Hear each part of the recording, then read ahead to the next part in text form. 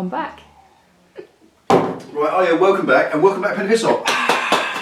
First video back in the garage doing something meaningful other than prize draws for a very long time. Now, Pen? I have been working. I've been working, yeah. Anyway, there we go. Right, welcome back. What I'm going to do today is we're going to deal with a problem with the big Yamaha Turbo. The problem is that the Yamaha Turbo is blinking too fast. Did you see what I did there? Yes. There we go. Well, obviously, that doesn't mean it's too fast. No motorcycle can be too fast because too much is never enough. But the blinkers, the indicators here, they can flash too fast or too often. Or Oh my god. Gives you a migraine. It does, look at that. So these LED indicators that have been put on here, as you can see, they're flashing too quickly. Turn it off because the pump makes a noise. Right, now that happens when you fit LED indicators. I want to make a very quick video today just showing you how to slow that down very easily, very cheaply, just by fitting one of these in the indicator line. It's very simple. Lots of people know that you do need to do it, but actually how to do it effectively. You get lots of questions for that. So I'm going to show you how to slow them down. But before we do that, I want to show you exactly why fitting LED indicators means they flash too fast. It's a very simple thing, it's a very simple system indeed. Once you understand how it works, then it's very easy to rectify it so it flashes at the right speed, so it's like a normal indicator. Right, let's show you how it works. Alright, diagram. Now, I'm not going to talk to you like you're stupid because you know what you're doing, but there is sometimes a bit of a mental block on indicators flashing too fast and resistors. It's a specific thing, got it exactly right. Okay, so imagine a bulb. This is your initial indicator bulb. Like that. This is your 5-watt indicator bulb in your regular factory indicators. And you've got a plus and a minus, or a positive and a negative wire running it. Ever so simple, isn't it? Straightforward. And that goes off to the loom. Now, we all know that if a bulb goes on your bike, if one of your indicator bulbs blows, you know that they'll start to flash fast because there's no current, or there's not enough current going through the flasher relay, because one of the bulbs is gone. When the bulb goes, the flasher relay speeds up. So we all know that.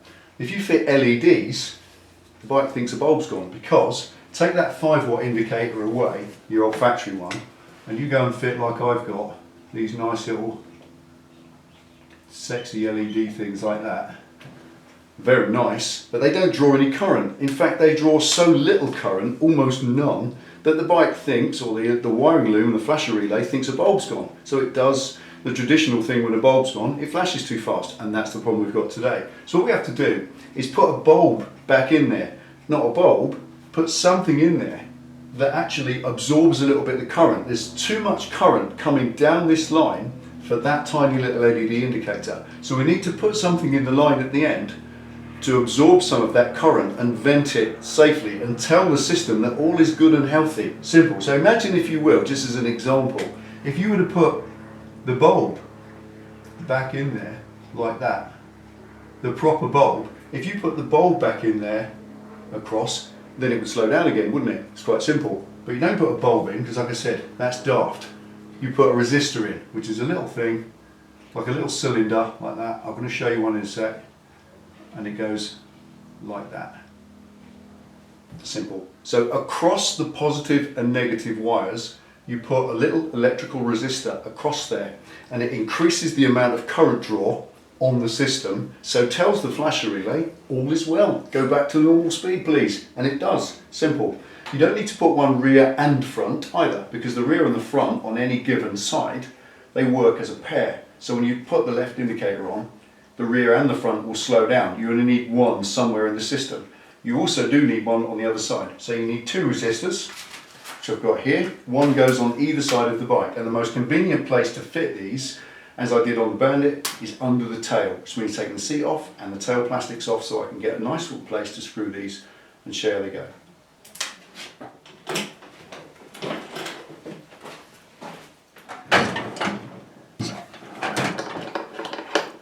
These bolts are a bit long, Pen. I think the guy had luggage on this, which is why they're on there.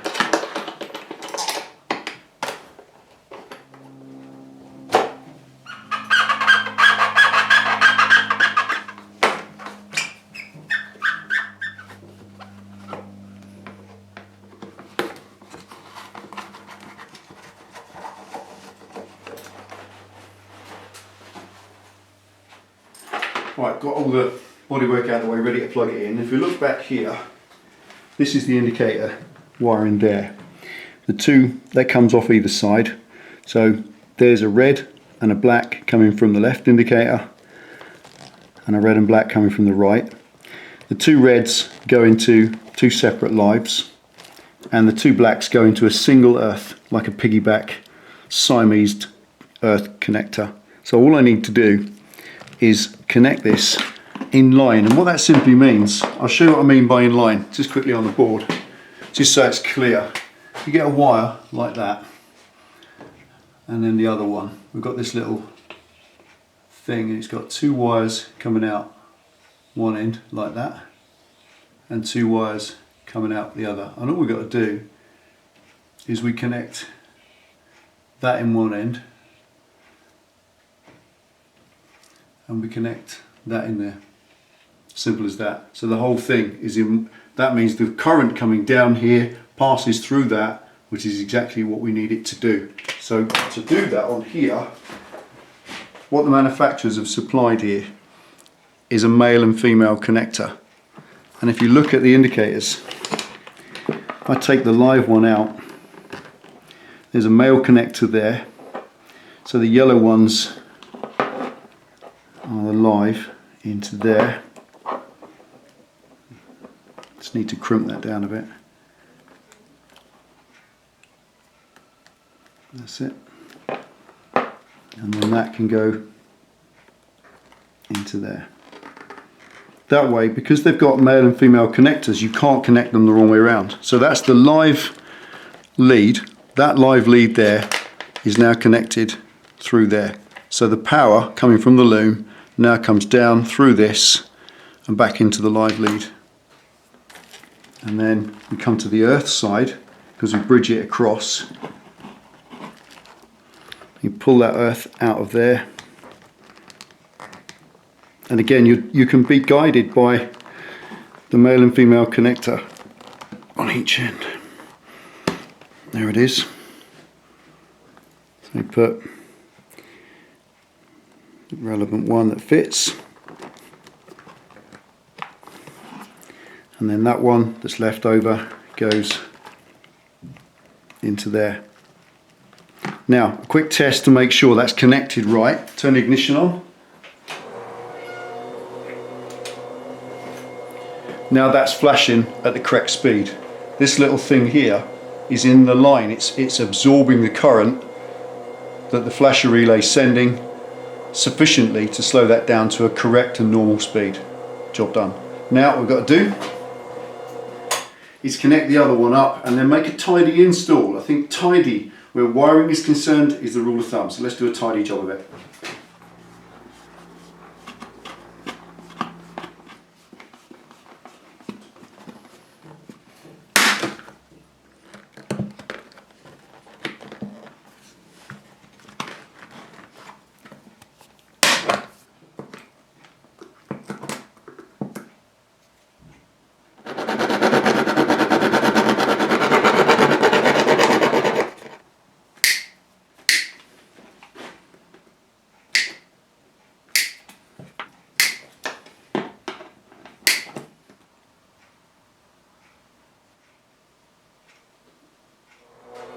See if they work. That's better, isn't it, Pen? Mm-hmm. Inside. There we are, normal speed. Easy as that.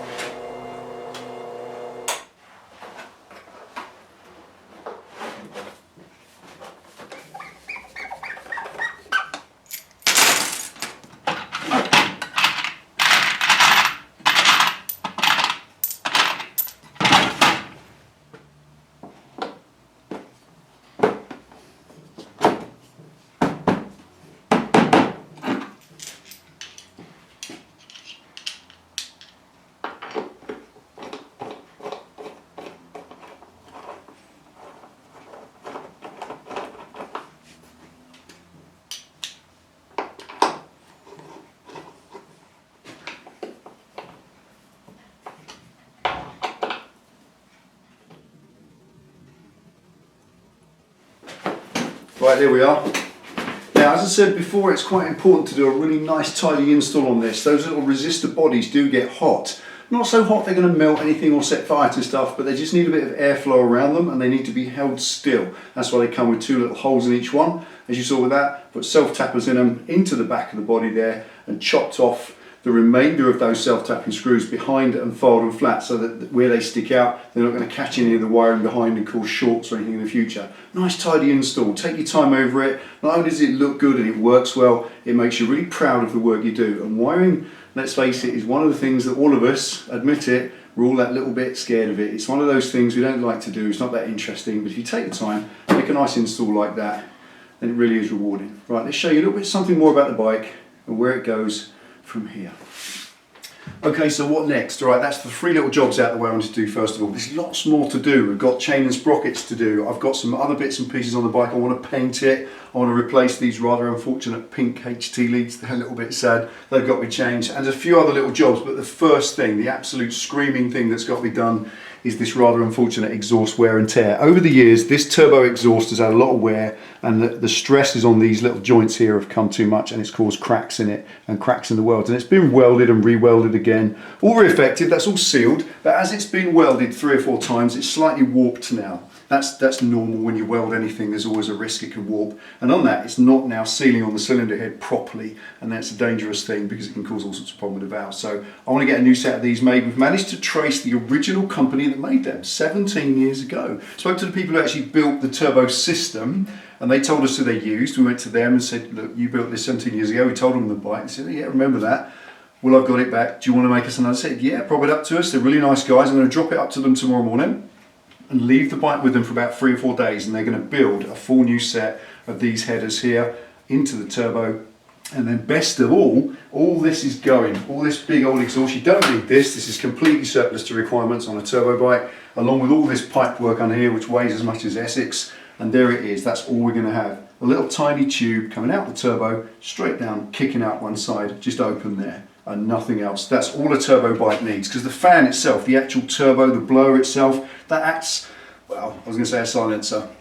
It acts as a baffle, if you like, a spark arrestor. It acts as stopping too much of the gases escaping. It does give the right back pressure for the motor, but as itself, it just needs to be wide open and you'll get a little bit more power out of it as well. So all of that, this lovely sexy new exhaust system, headers and outlet pipe are coming in about a week's time. So this won't be on the bench for the next one. We'll go back to the other bike, and then when we get this back, I'll show you what it looks like, and then we're going to move into chain and sprockets. I want to do that because it's got the wrong chain and sprocket set, the wrong gearing set up on it for what I want. I'm going to replace the shocks, these little kind of bread and butter Olins, they're going, going to put something a bit better on there, and a few other bits and pieces as well. Going to change that rather unfortunate massive air filter for something a little bit more fitting. Once all that arrives, that will be a little series of videos that will continue it. This is not a new project, this is not going to distract us from the Street Fighter build, that is still mainstream. This will just be bits and pieces now and again. And as I said, yes, I promise, we will take you for a ride on this. You will get to see it and hear exactly what it does.